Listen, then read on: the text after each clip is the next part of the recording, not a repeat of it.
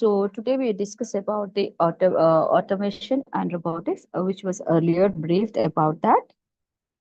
And if you look at here, its meaning and reasons for automation, disadvantages of automation, types of automated manufacturing systems, robotics, meanings and its objectives, need for using robotics in industries, means in which industries the robotics are used, laws of robotics, anatomy of robotics, types of drive systems, robotic sensors, and what are the specifications it requires, robotic applications in automotive manufacturing, robotic applications in space, medical and defense, advantages and disadvantages of robots.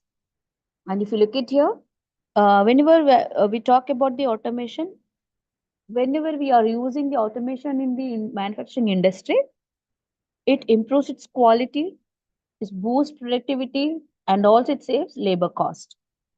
And apart from that, it will be replacing manual labor, which in turn increases the efficiency. And whenever we talk about the automation in robotics, there are areas which cross the use of robots to automate the physical tasks like card assembly lines. And this all we have discussed in the earlier class.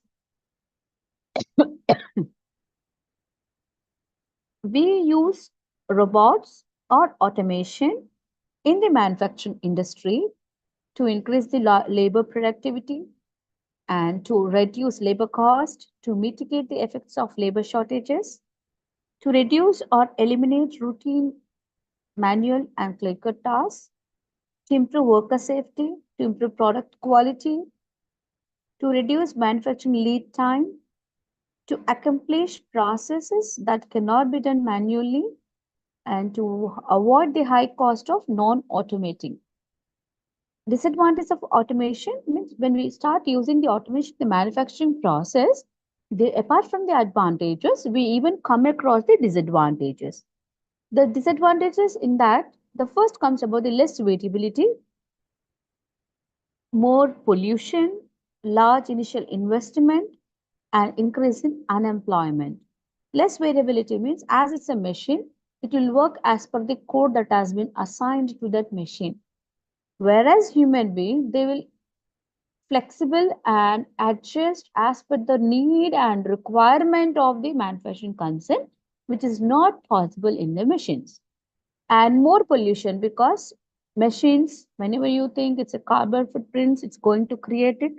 It requires gases or chemicals to operate. So it's going to create a pollution and large initial investment because machines are not so easily operating cost for any company. It is going to create a large initial investment. And whenever we are replacing the machines in the place of manual labor, it's going to create a unemployment increase. And types of automated manufacturing systems. Here we have three types of automation, that is fixed automation, programmable automation, and flexible automation. This all we have did in the earlier class. And flexible automation.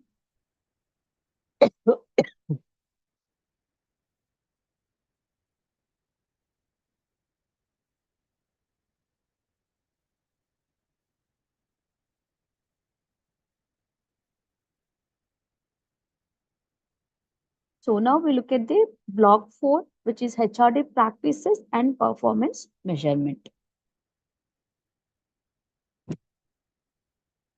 In HRD practices means human resource capital or human resource development, HRM, that is human resource management strategy, and also the key performance indicators which are frequently used in any business to evaluate the success of everything from a specific department to an entire enterprise. That all we are going to understand what are the HRD practices and how they are going to improve the performance of an employee in the organization. So in regard to this, we have 4 units, that is human resource dimensions in world-class manufacturing, key performance indicators, performance measurement, environmental impact on WCM, and green audit.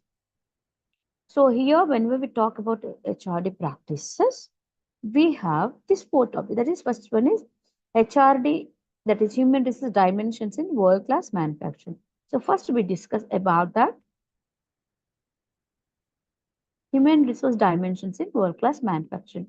So whenever you take, for example, it's very tough task. For example, if you take own any family with two siblings or three siblings, they differ with each other to come to or to get consensus addendum for the same point or to conclude at the same point. It's highly impossible.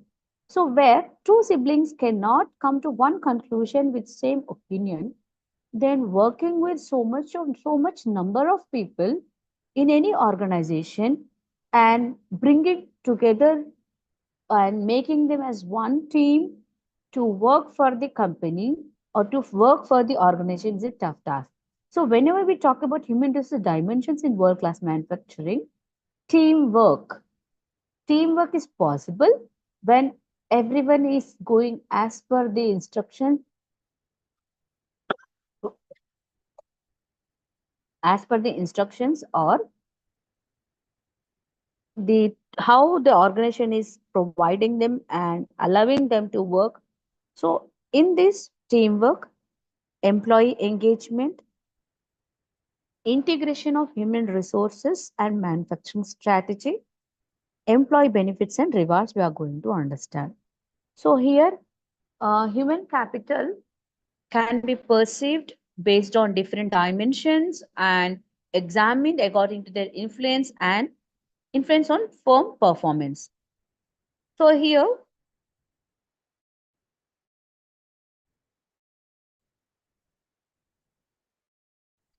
we have some challenges like challenges from global competition, product development, cost containment, manufacturing faces major issues in the HR department. So the challenges here as an employer, what they're facing, that is recruitment difficulty, employee retention,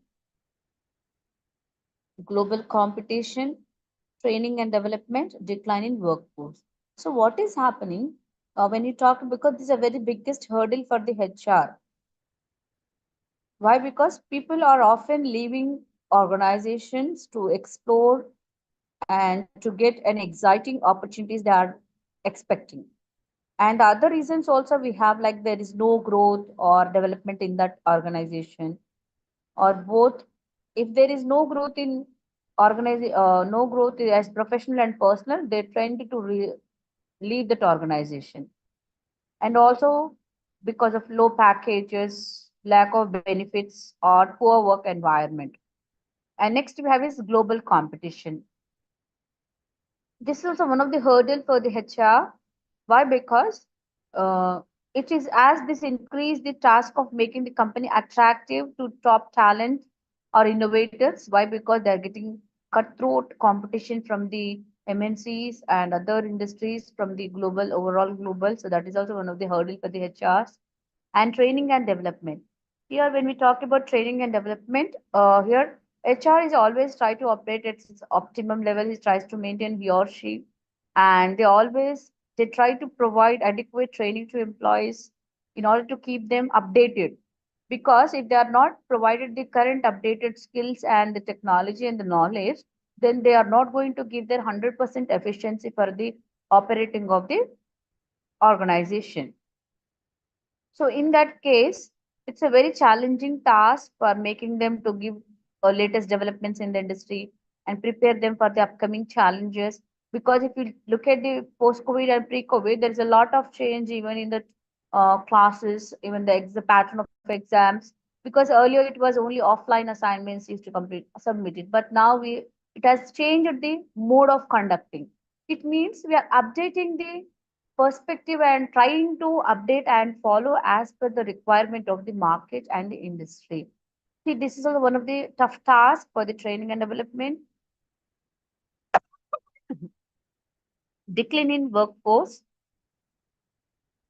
even though there are certain sectors which are seeming to be growing, but the demand for there is a more demand for the workers, that to skilled candidates they require.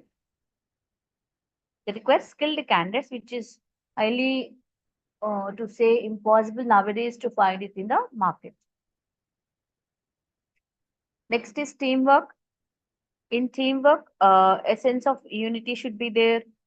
They should have common interest, common responsibilities among the persons who are very closely working in on a particular task or on a particular cause. When you're working for some cause, they will have some common interest. And if you're working on some task, they should have some common responsibilities. So here teamwork is linked into two compounds. One is like it's the glue which keeps the team together. That is, when you have some promote strength, unity, reliability, and support, that will make them to work in a teamwork.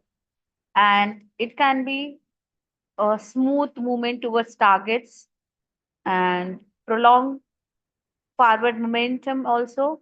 So you know the meaning of synergy where sum is greater than the parts means they say it is 1 plus 1 is 3. Means when you add those two numbers, when you are having more unity among you, it's going to give a miraculous output.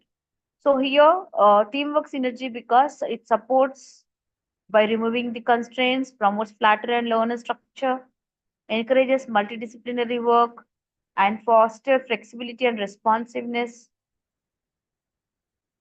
Elements for effective teamwork.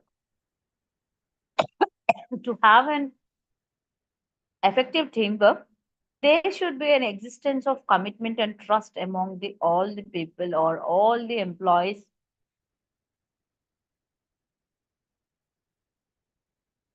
who are working for the common interest. And they should have common interest. They should have take the advantage of teams machine, and they should be able to trust each other. So this all takes place, and also open lines of communication. Communication should be to and fro. Communication should be exist. Diversity of capabilities, adaptable to changing conditions, confidence and creative freedom, culture of ideas and innovation. Reward teams for taking risks, clear organizational purpose, concrete team goals, and delegate tasks based on strength. Whenever we call teamwork, it requires some skills. The team does not become as in one day or without of no cause, no common interest.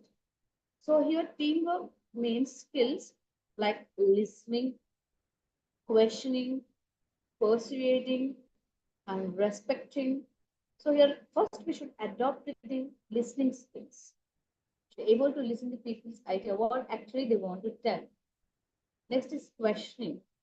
So it's an important to ask questions, interact, and discuss the objectives of the team. Persuading means individuals are engaged to exchange or defend and then to ultimately rethink their ideas. And respecting here, it is important to treat others with respect and to support their ideas. Helping, it is crucial to help one's co-workers, which is the general theme of teamwork. Sharing, it is important. So they require these are the minimum skills that should be exist in any teamwork. That is listening, questioning, persuading, respecting each other, helping, sharing, participating, communication. These all are the minimum skills or the skills that require uh, forming a very good and better teamwork. So the teamwork strategies are there are some signs which shows that it's very ineffective teamwork in any organization. So we can understand when we assign some work, if they are not giving on time, it means there is no unity among them. There is no teamwork among them. If we ask one question, one each other is looking at each other face, means they do not know what actually is going on in the team. So there are certain factors or there are certain things which will reflect that there is no teamwork that is existing in that particular organization. So that is because of missed deadlines and unmet goals. And persistent workflows place conflict and high turnover. This signifies that there is no teamwork in that particular industry or in that particular organization. And there are few strategies that can improve the teamwork. As we could able to find out by looking at these factors, there is no proper teamwork in the organization. Similarly, there are few strategies that will improve teamwork.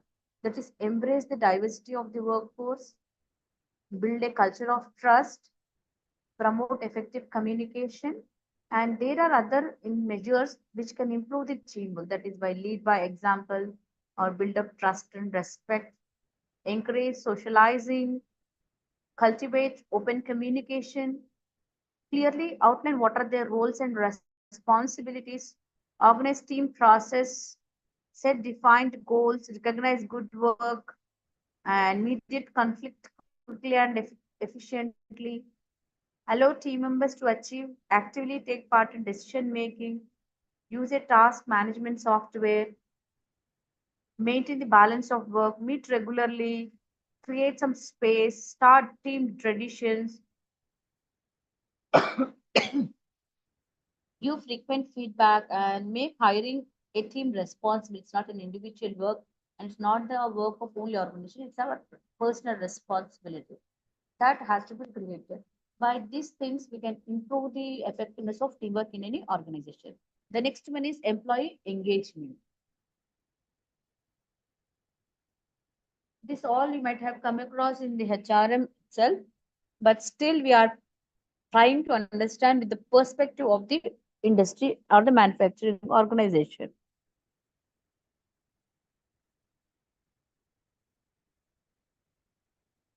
So employee engagement is defined as the emotional investment employees make it their organizations, or it's a passion or involvement and motivation that will bring them to work, which they use to guide their work. And engaged employees identify with the goals of the organization and align their own goals with the organizational goals.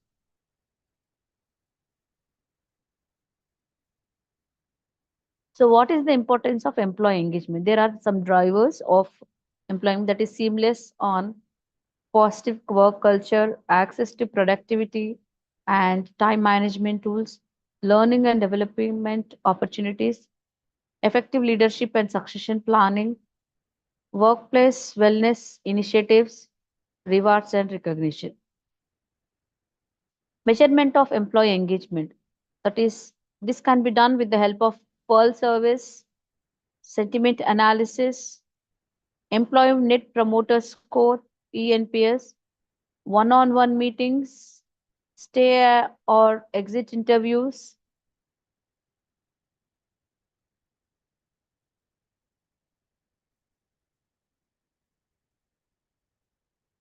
and HRM strategy. Here it consists of the some factors, that is best fit and best practice, close cooperation, at least in theory, that is between HR and top senior management in the development of corporate strategy, continual monitoring of the strategy via feedback, employee feedbacks and surveys, and policies of HR functional strategy. We have safe, healthy, and happy workplace, open book management style, performance linked bonuses, 360-degree performance management feedback system, fair evaluation system for employees, knowledge sharing, highlight performers, open house discussions, and feedback mechanism. In that, we have even reward ceremonies and delight employees with unexpected. Because of this, what are the benefits for the integration? That is workforce planning, which can bring economic benefit to the company, recruitment, induction, orientation and onboarding, skills management, training and development, personal administration, compensation in wage or salary, time management, travel management, payroll, employee benefits administration, personal cost planning, performance appraisal, and labor relations. Next is, okay, if the employee is performing, what is the benefit benefit we are giving to him? What are the rewards that are given by the organization to the employee? See, anyhow, the employee or the employee will receive some benefit, that is where these benefits are called perks, we call, or perquisites we call in the income tax if you take it. Perquisites or perks which are offered to the employees in addition to the salary. Means apart from salary, they are paid an extra benefits or extra perks which are offered to employee, that is called as employee benefits. So the most common benefits are like medical, disability, life insurance, retirement benefits, paid time off, fringe benefits. So this all comes under the most common benefits that are available, and benefits can be quite valuable also sometimes. Like medical insurance alone can cost several hundred rupees a month. That's why it is very important to consider benefit as part of the total compensation. And here benefits as in employee benefits are a form of non-wage compensation. And if it is not offered by the employer, employees would likely to have fund them on their own. So perks as in perquisites, we call perks are also called as perquisites, or also called as corporate perks, which are provided to the employee in addition to the salary.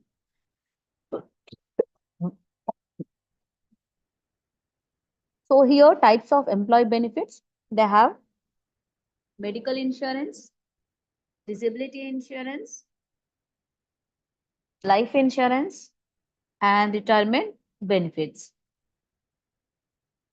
Paid time off, that is PTO, it is also called as fringe benefits. These are the benefits that are provided to the employee. So medical insurance means they will cover the cost of physician as well as surgeon fees, hospital rooms, and prescription drugs also. Even dental and optical care is also offered as overall benefit package. It may be differing from separate from one person to other or the employees, and sometimes they will cover the employee family also.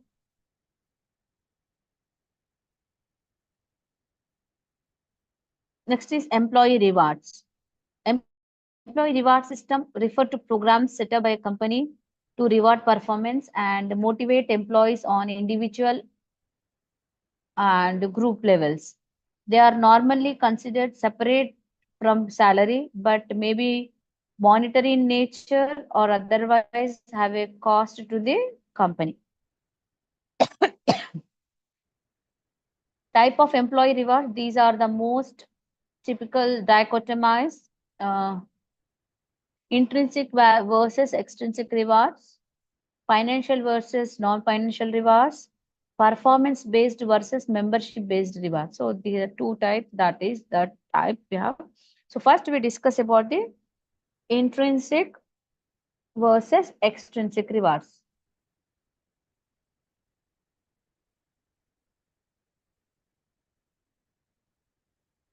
Here intrinsic rewards means are the personal satisfaction one gets from the job itself, and they are self-initiated rewards such as having pride in one's work or having a feeling of accomplishment or being part of work team.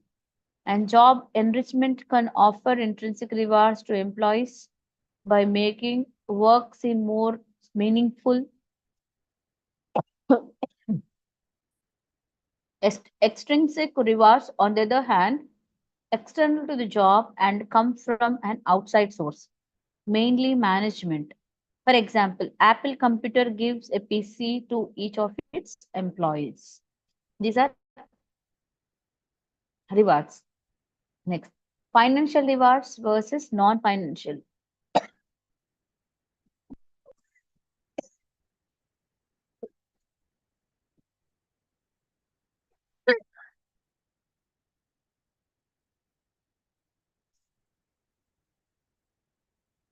Financial versus non-financial rewards. Rewards may or may not have enhanced the employee's financial well-being. But if they do, they can do is this directly through, for instance, like wages, bonus, or profit sharing, or indirectly through employer subsidized benefits such as pension plans, paid vacations, paid sick leaves, and purchase discounts.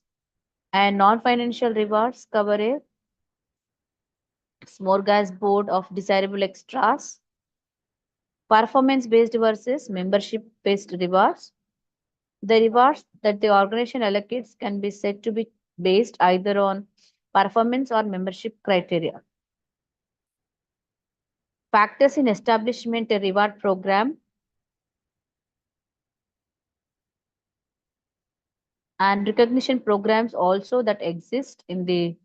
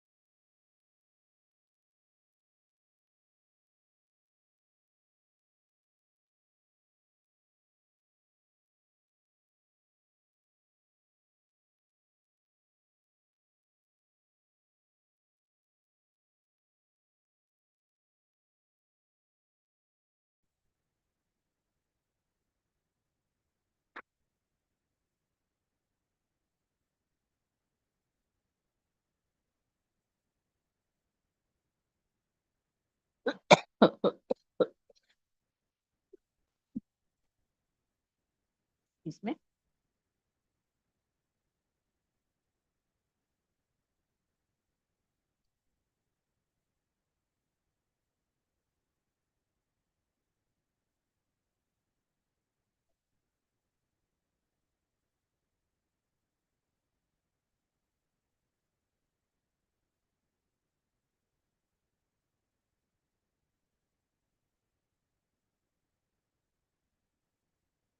So here self engagement,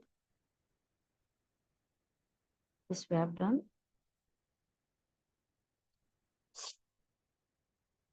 Benefits, employee benefits, yeah, recognition. Next comes the, so here to understand the HRM can have a case study which you can go through road haulage industry, which talks about how the importance they given to the employees, the benefits, rewards, and engagement they have taken place and done. Next is key performance indicators. In key performance indicators, we have types of KPIs, effective KPI, and safety performance indicators, maintenance and workplace organization performance indicators, quality performance indicators, performance indicators for supply chain and logistics, KPIs of human resource management, environmental key performance indicators.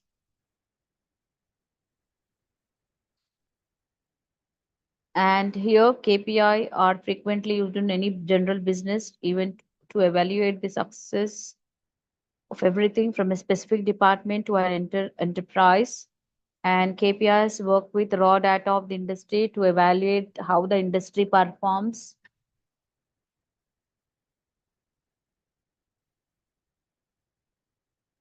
Here we have types of KPIs. In types of KPIs, we have quantitative indicator.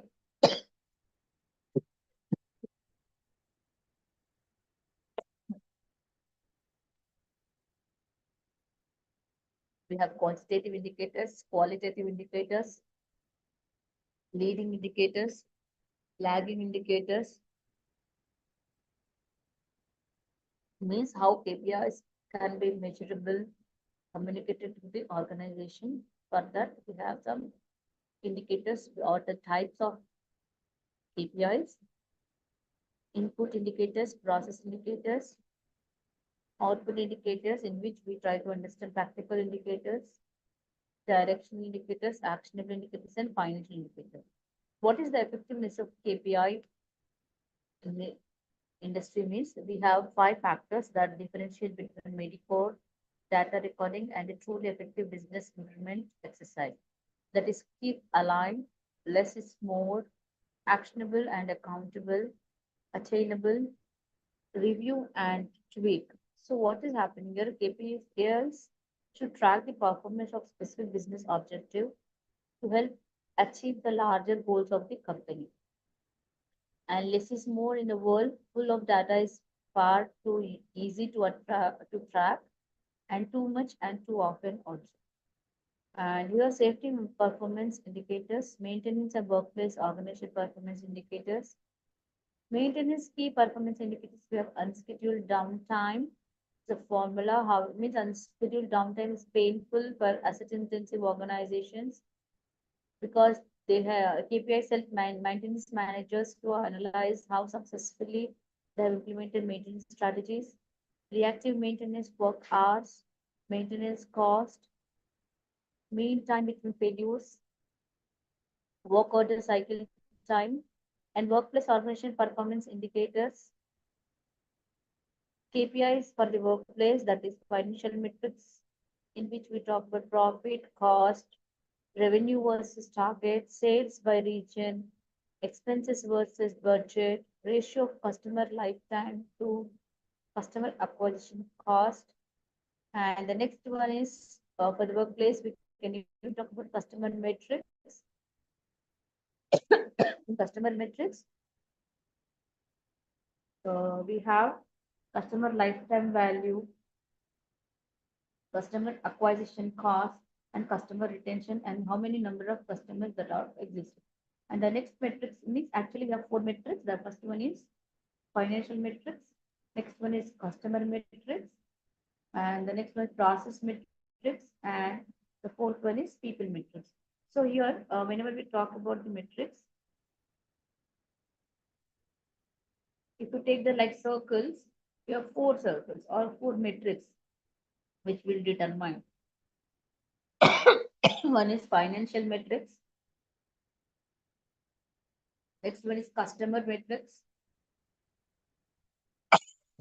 Third is people metrics. And fourth is process metrics. So this all will determine what are the key metrics that are existing in the KPI.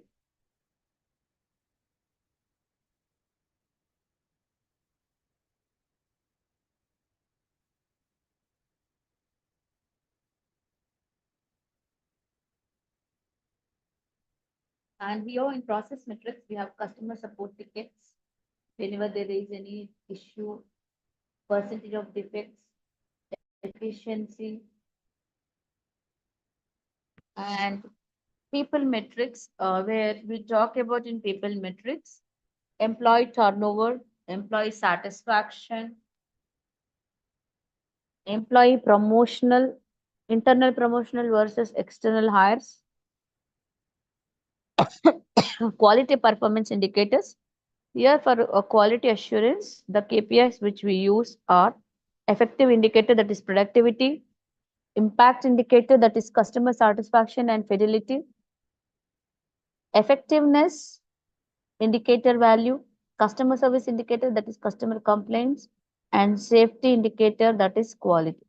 Performance indicators for supply chain logistics, cash to cash time cycle, right bill accuracy, perfect order rate, day sales outstanding, into inventory turnover, gross margin, return on investment, on time shopping, return reason, average dwell time, transit time to distance, on time in full, on time delivery adherence, out of network shipments, trailer utilization rate.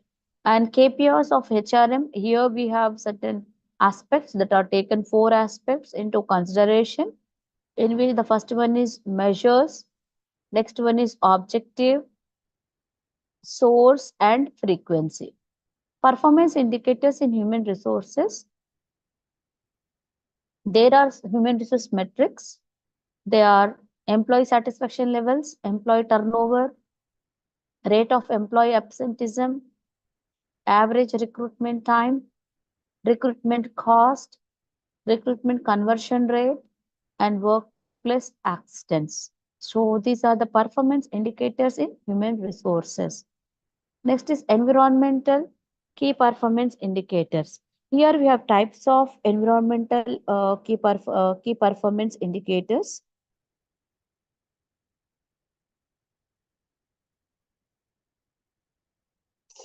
which talks about environment and environmental performance of business in the context of achieving the wider goals and objectives.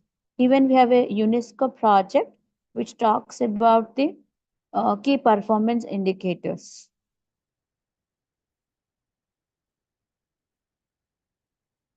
The next is performance measurement. How we are going to measure the performance means how we are going to quantify the input, output, and performance dimensions of the employee.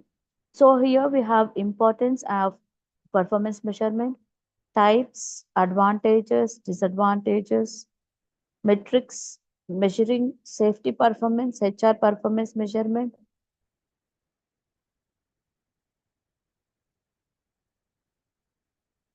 Types of performance measurement. Here we have employee performance standards, graphic rating scales, management by objectives, post ranking of employees. And the advantages of performance measurement is it can increase the productivity of individuals and team. It can identify underperforming individuals and teams, and it can improve communication. It provides the opportunity to recognize top performers to provide a clear chain of command. So these are the advantages of performance measurement.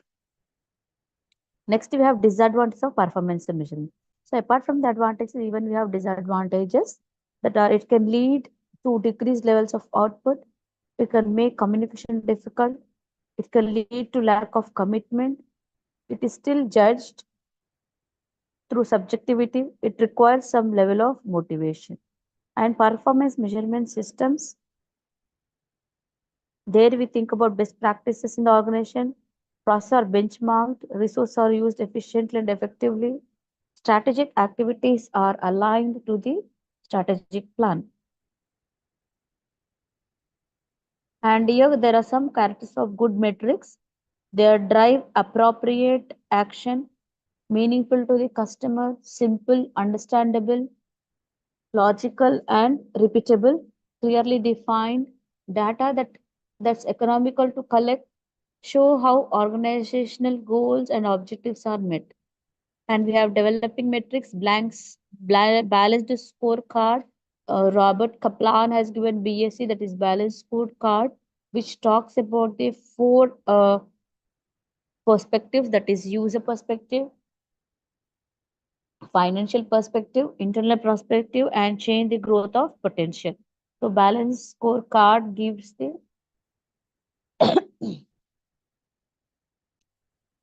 and this is developed traditional performance metrics and provide information about the actual past results. Next is Six Sigma process. Here we have DMIC, define, measure, analyze, improve, and control.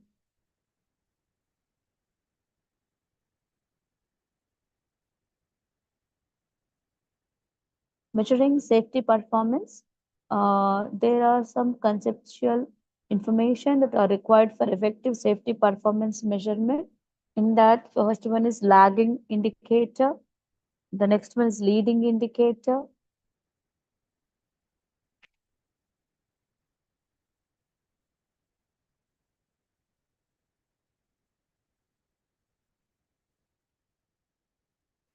HR performance measurement. Here we have that is recruitment.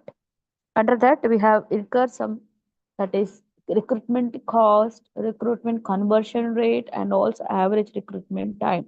So, what is the cost that is taking place because of conducting recruitments on and off?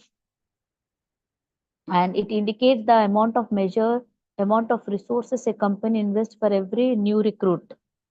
And this even includes total recruitment cost through to the training and preparation of new recruits and recruitment conversion rate, which will enable us to determine the efficiency of selection process, which is most appropriate methods, and average recruitment rate.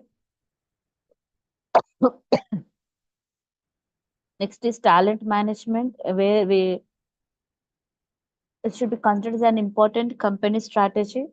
That is abandonment rate, employee turnover rate, rate of employee absenteeism, salary competitiveness ratio, benefit satisfaction, internal promotion rate, 90-day failure rate, and voluntary turnover rate. This all comes under the different talent management that is existing in the organization. Next one is training.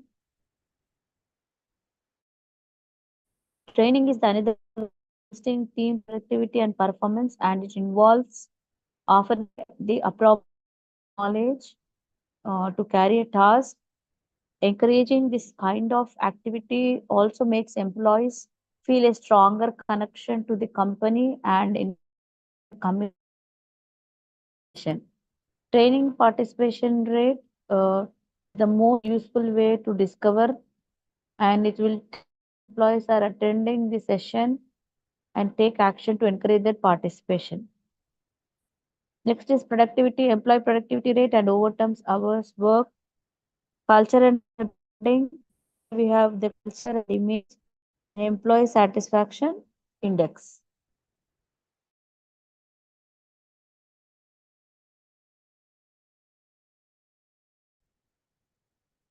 Next is environmental impact on WCM and green audit. Here we have what is the impact of world-class manufacturing on environment. Its environmental impact factors during manufacturing, environmental management strategies, environmental green audit, and world-class environmentally conscious companies that are existing and prevailing in the market.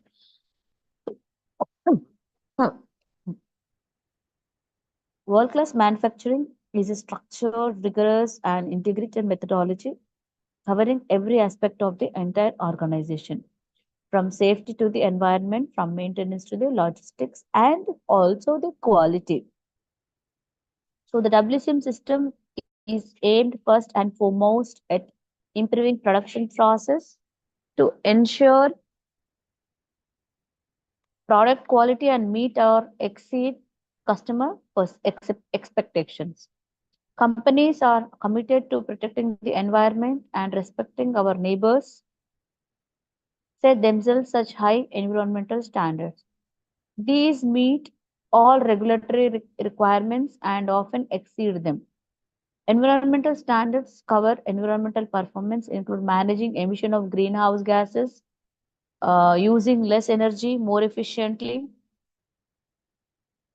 flaring and burning of less gas during oil production, preventing spills and leaks of hazardous materials, using less fresh water, and conserving biodiversity wherever we operate it.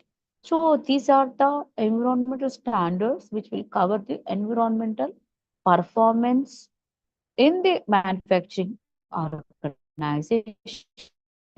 If we are following this, that becomes the world-class manufacturing.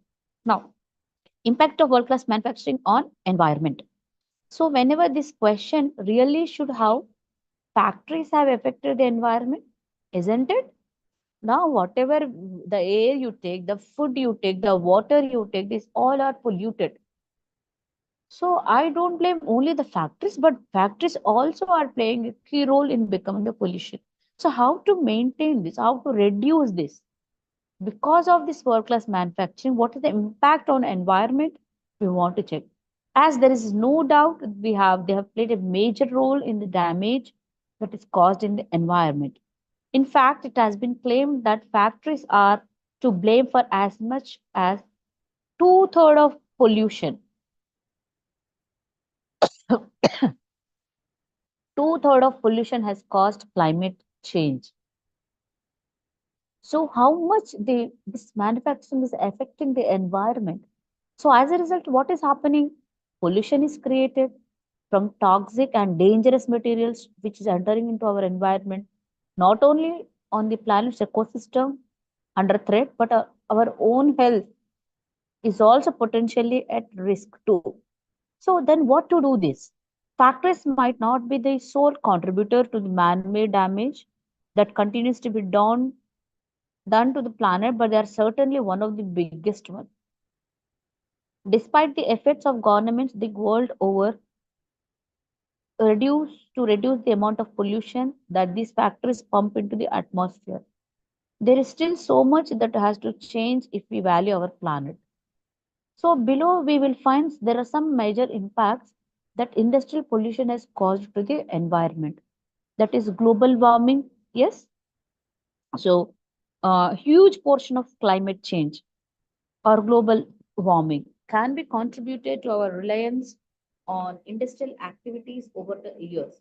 Why? Because the toxic materials and the gases that are burned and released into the atmosphere,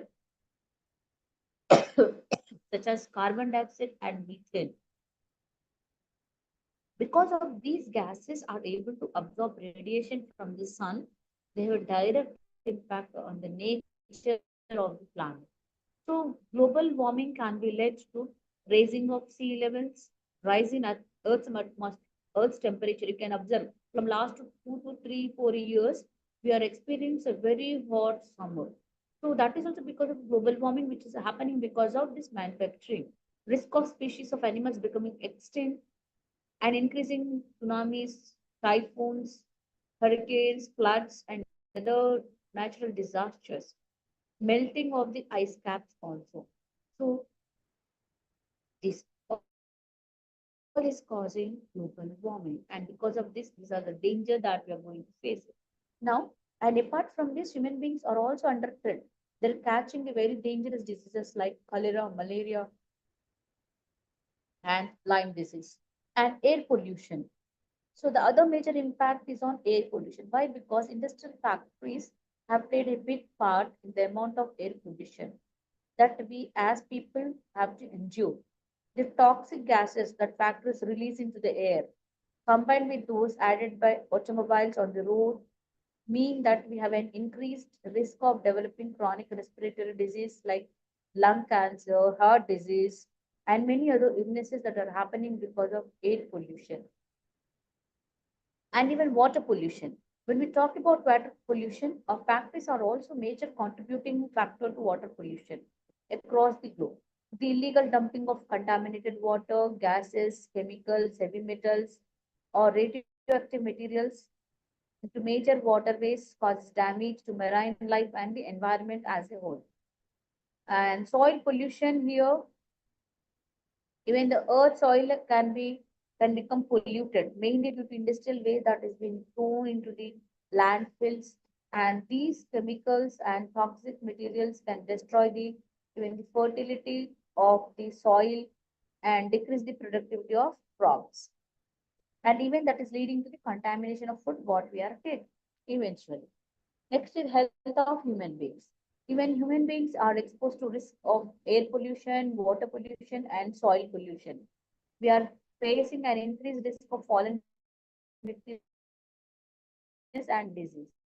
According to World Health Organization, 5% those diagnosed with lung cancer will be due to extended exposure to pollution. So lung cancer is coming because of the how much you are exposed to the pollution. Next, this is leading to legal claims against workplaces due to workers being overly exposed to diesel pollution and other pollution while working. For example, Royal Mail is just one such company that has faced these legal claims in recent years. Many feel that it could open the doors for many more to face similar claims in years to come. The last one is the destruction of wildlife. The factories can also be directly blamed for destroying certain areas of nature on our beautiful planet. Our hunger for natural resources such as wood, coal, and oil that are endangering many species as we go for searching it.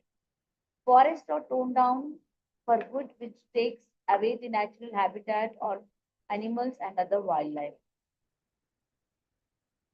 Due to this, the above are all these are the things why the industry is causing and impacting the environment. That is global warming, air pollution, water pollution, soil pollution, health of human beings, and destruction of wildlife.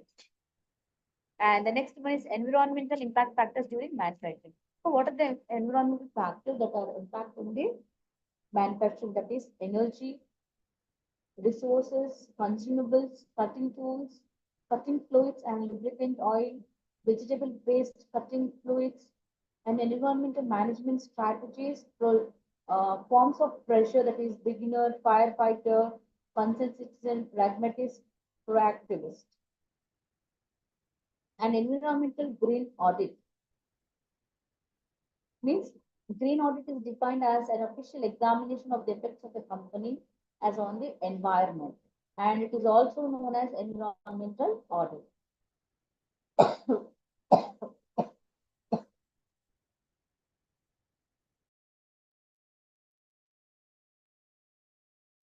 The remaining we continue in the next class.